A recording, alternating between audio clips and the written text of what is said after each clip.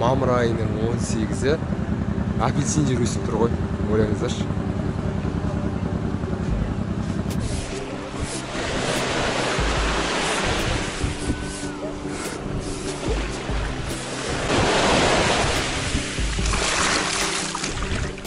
Ана таудың бастан ұшып бастайды.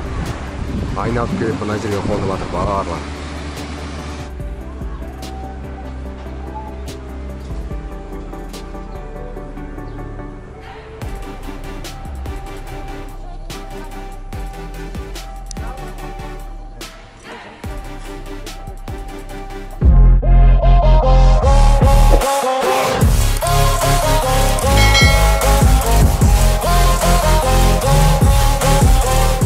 Сәлем достар, сіздермен Бекарыс Олжабай, арнаға тіркеліп кетіңіздер, пікір қалдыруды ұмытпаңыздар, үлпіл басыңыздар. Бүгін Алания қаласына келдік. Алания ыссы, күн жанып тұр. Bir сөзбен айтқанда қазір теңіздің бойына барып суға түсетін боламыз, шомыламыз, орысша айтқанда загар аламыз, күйеміз, пісеміз, әдемі күш-қуатпен елімізге оралатын боламыз. Барлық күш-қуатымызды, энергиямызды елімізге жұмсайтын боламыз, өркендеуіне.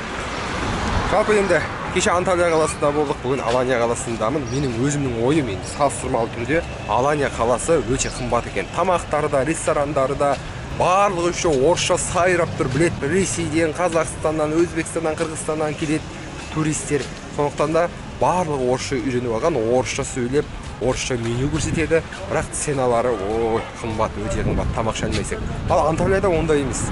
Барлық ценалары сол барлық Түркия еліндегідей әдемі тамақ ішуге болады.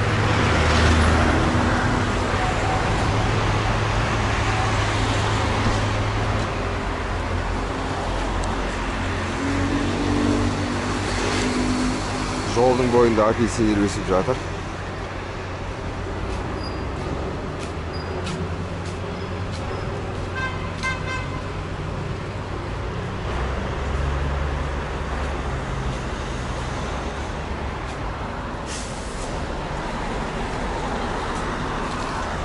Мынаны алып жеуге болар ма екен? Біз қазақ тек дәмін татып көргіміз келеді ғой. Құр қарағымыз келмейді.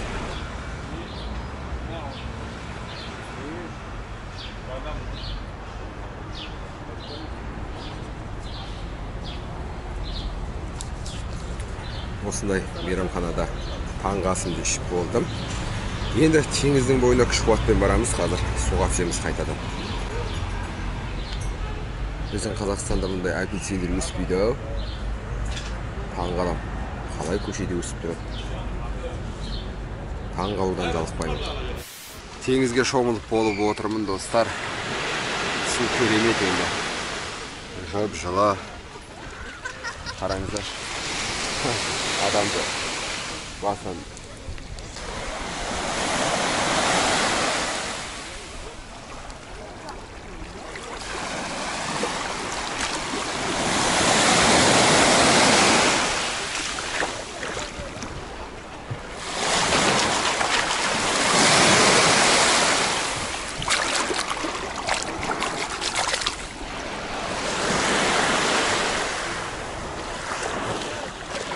Görüyorsunuz mi?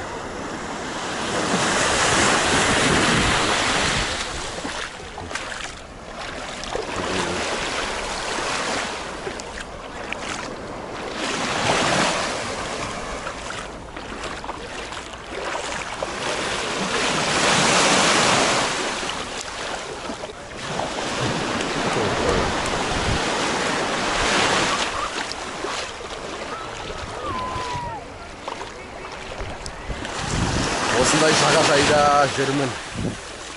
Суға түсіп балық болып кеттім. Жақсы бір демалыс болды. Енді әрмен қарай саяхатымызды жалғастырамыз, сапарымызды жалғастырамыз. Бүгін бұйырса Алла қаласа Денизлиге барамыз. Әрмен қарай Памуккале қаласына баратын боламыз. Жалпы мен түсінгенім бойынша мына осы жағажай екіге бөлінеді. Мына ортасынан бөліп жатқан бір сызық бар. Соның ар жағы мына астына түскен кезде өте қатты тастар. Мен аяғымды жырып алдым, мынандай болды. қанталап кетті, табандарын барлығы қиылып қалды. Кеше сол жақта түстік. Содан интернеттен қарасам, мына жақ оң жағы басқа жағажай деп аталады. Судың асты, теңіздің асты осындай құмақ болады.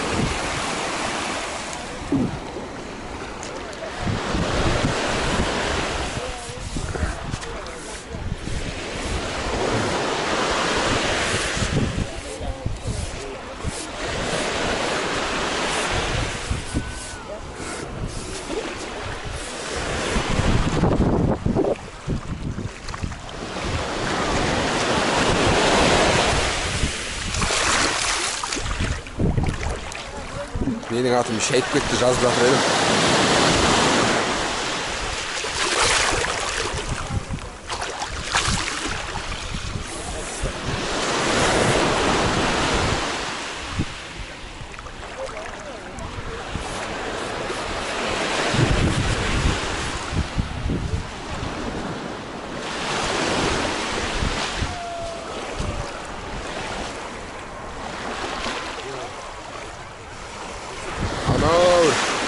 Қайықта адамдар ортасына барып суға сейпіп шомылып жатыр.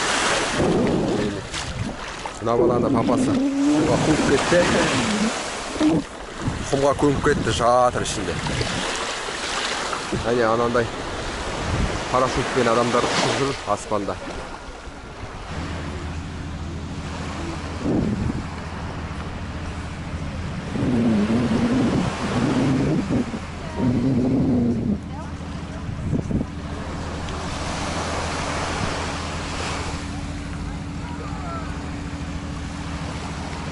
Ана жерге тоқтайды. Адамдардың басына тоқтауы мүмкін, қорқынышты.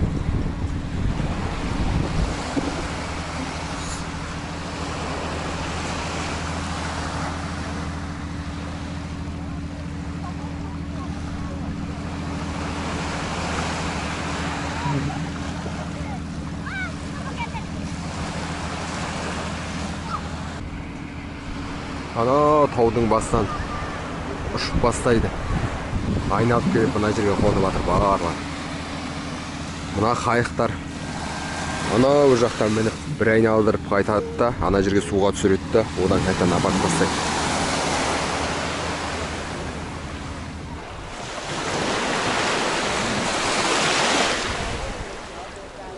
Мына жердегі орындықтар 100 лира, 200 лира шамамен, 2000 теңге, 3000 теңге, 4000 теңге күн зағына. Мен сияқты міне суыңызды қойып, өзіңіздің суыңызды алып келіп жатсаңыз, тегін суға түсіргенсіз. Бегар Солжабай арнасына тіркеліңіздер, лүпіл басуды ұмытпаңыздар, пікір қалдырыңыздар. Сіздермен мен Бегарыс Олжабай.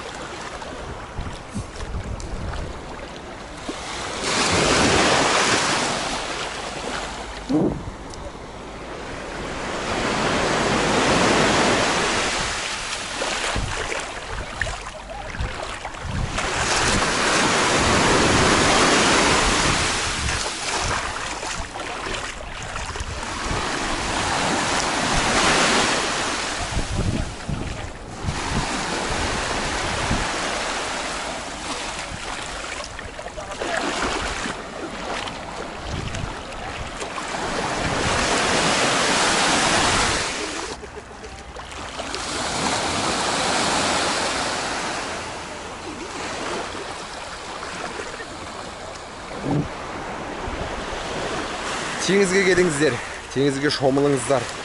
Ол денсаулыққа өте пайдалы. Біріншіден физикалық тұрғыдан күшіңіз көбейеді. Екіншіден теңіздің суы ащы болғандықтан денеңіздегі барлық ауруларды кетіруге көмектеседі. Неше түрлі жаралар болса тез жазылады денеңізде. Сондықтан да осындай теңіздің бойына келіп шомылып жатқанға не жетсін.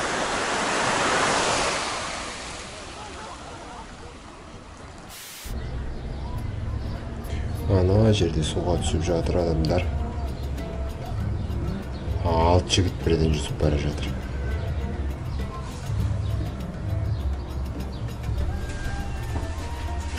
Қаланы қараңыздар, қандай керемет, тамаша көрініс.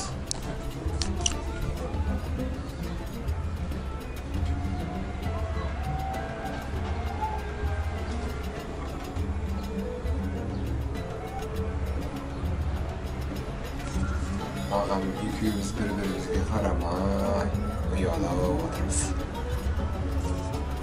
Алания.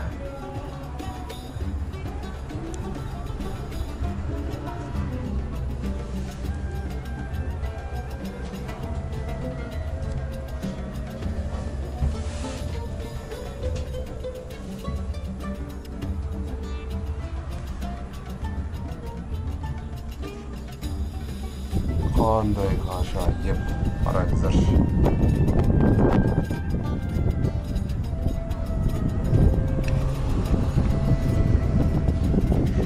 Мына жерде мана түсте суға түстік.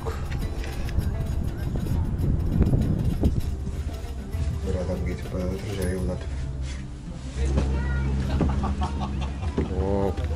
Қаланың мына жағы да теңіз екен ғой.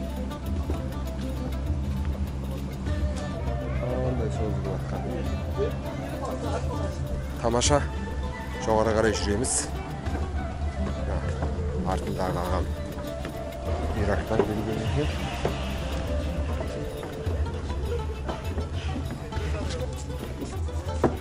Қандай вид көрінетінін көреміз қазір.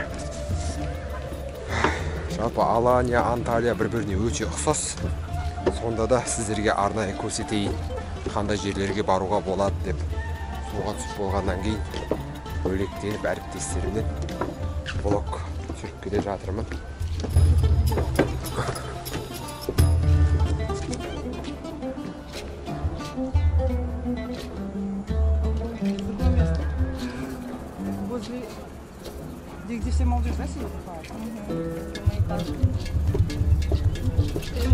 Арт жақтағы көрініс қандай керемет.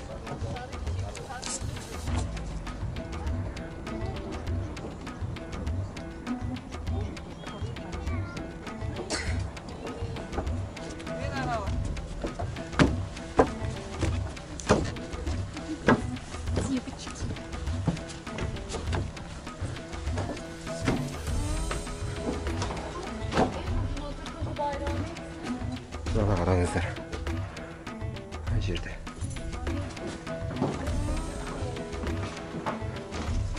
бүгінгі серіктестер осы қыздар. Қытайда бір қасыма қазақ қызын қосып бермеді, орыс қыздармен бірге қыдырып жүрмін.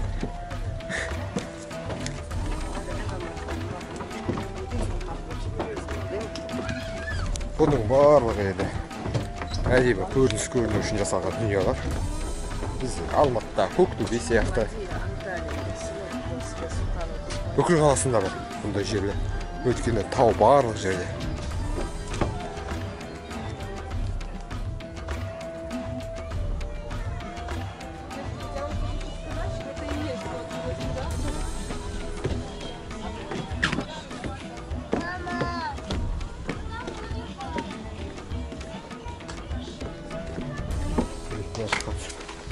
Бірінші.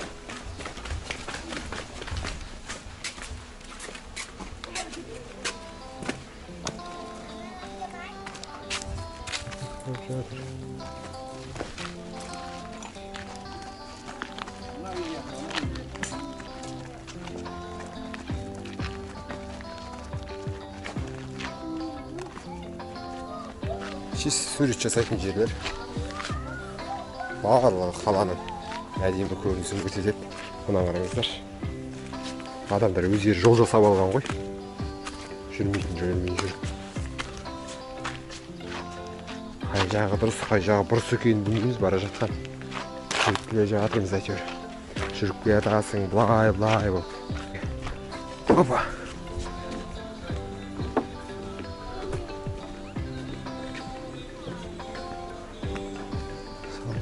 Сауда. Жалпы халықтар, елдер мынандай кезінде қалған сынық үйлеріне де ақша алып, кіргізіп, музей қылып қояды. Қалай? Құндылықтарын дәріптейді.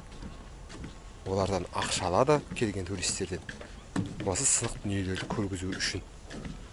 Сондықтан да мен ойлаймын, біздің Қазақстанда да қазақ елінде де ондай жерлер көп, жетерлік. Тек дамыту керек. жол салу керек. Көлсайға барғанмын, Қайыңды көлге барғанмын. Енді Көлсайдың жолы өте керемет. Қайыңды көлдікі, ой, бару мүмкін емес ана жолға. Автокөліктің дөңгелегі 2 рет жарылып бітті. Шаққа деп қайттық үйге деген. Алания. Қандай ғажайып. Қандай жер. Үңгірлер. Үйлер мәуілер.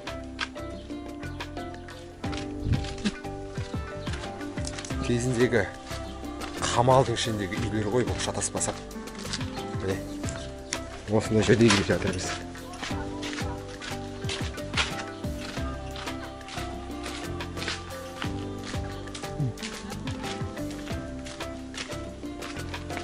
Ой, ағалар сурет күтіп жатыр, сатушы.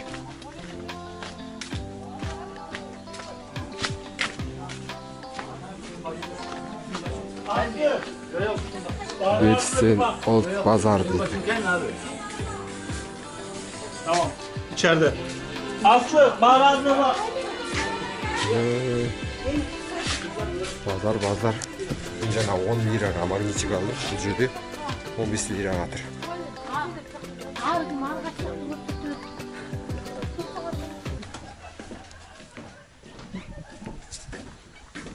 Кеш батып келе жатыр. Қаланың барлық шамдары қазір жанып, әдемі бір күйген еді. Мына жерлердің өздерін жандырып қойған екен.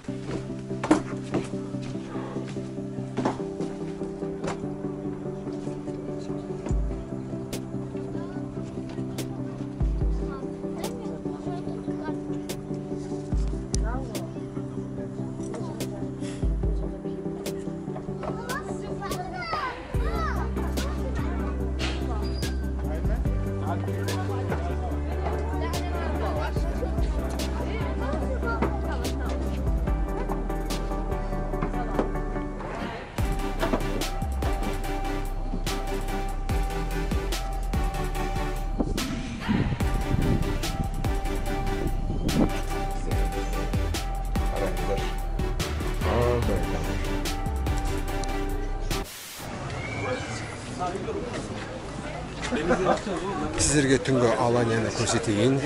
Күн суып түн батқан кезде барлығы сауда-саттыққа шығады. Көшені аралайды.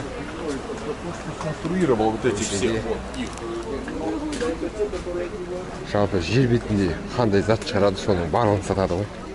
Арасы тәпішкі, аяқ киім, бас киім, сумка. Мынау бірақ өте қымбат, туристік орта болғасын.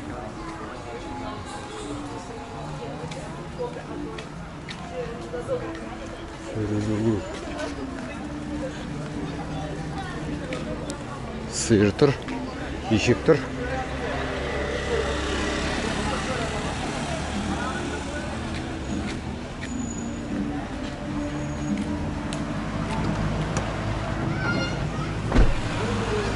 Мына жердің барлығы мейрамхана.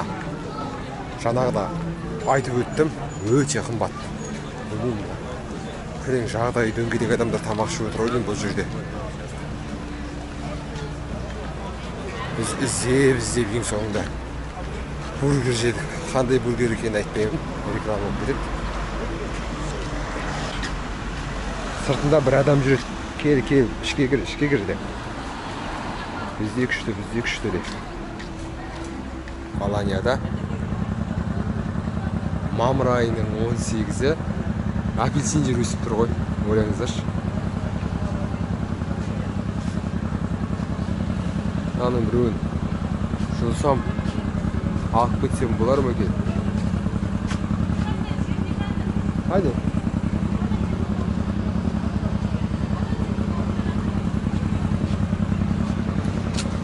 Қазірге біреу түсіп бат.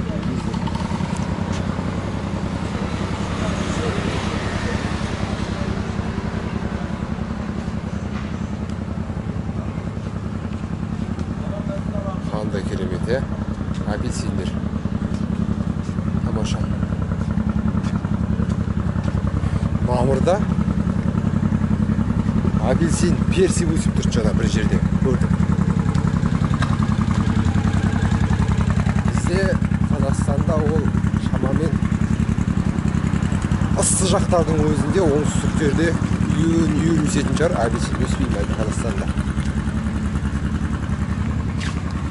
Түнгі Алания.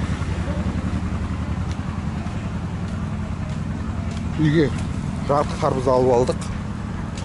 Отельге барып қазір дәмін көреміз.